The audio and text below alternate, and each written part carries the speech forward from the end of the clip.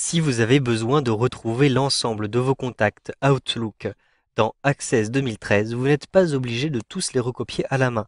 Vous pouvez les importer. Plusieurs étapes vous permettront de choisir les champs, de les formater et de définir une clé primaire. Vous allez vous rendre à l'intérieur de l'onglet Données externes. Puis, vous allez retrouver ici dans Importer et lier davantage d'éléments. Cliquez sur Plus. On vous propose à cet endroit-ci d'importer depuis le dossier Outlook. Donc je sélectionne Dossier Outlook. Vous allez choisir ici le mode d'import. Vous pouvez importer les données à l'intérieur d'une nouvelle table.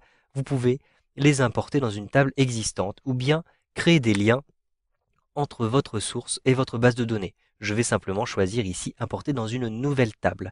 Puis je clique sur OK.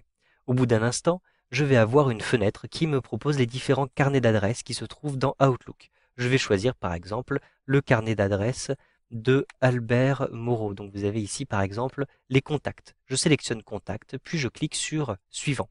Au bout d'un instant, vous le voyez, vous avez une nouvelle fenêtre qui vous propose d'importer différents contacts.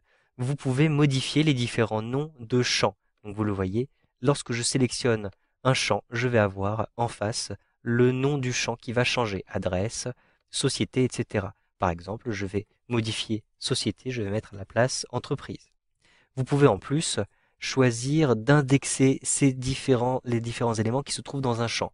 Lorsque vous choisissez d'indexer, vous pouvez l'indexer avec doublon ou sans doublon pour éviter d'avoir donc des valeurs en double. Lorsque vous indexez des valeurs, vous pouvez les retrouver par la suite plus rapidement lorsque vous lancez une recherche.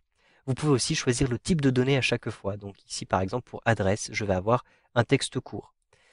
Vous pouvez aussi choisir de ne pas importer certains champs. Par exemple, ici, j'ai un champ qui est complètement vide. Il s'agit de titre. Je choisis de ne pas importer, tout simplement. Puis, cliquez sur Suivant.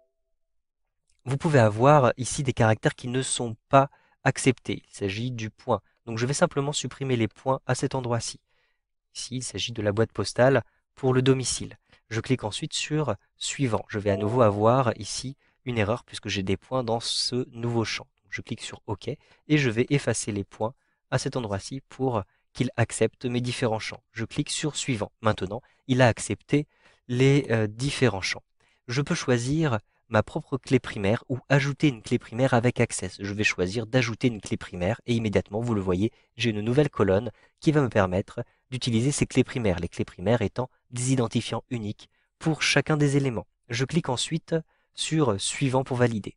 J'ai maintenant le nom de la table, donc je vais par exemple appeler cette table Contact. Et je clique sur Terminer. Ici, si vous souhaitez importer d'autres éléments, choisissez Enregistrer les étapes d'importation. Sinon, cliquez simplement sur Fermer pour retourner à votre base de données. Vous avez maintenant, vous le voyez, une nouvelle table qui s'appelle Contact.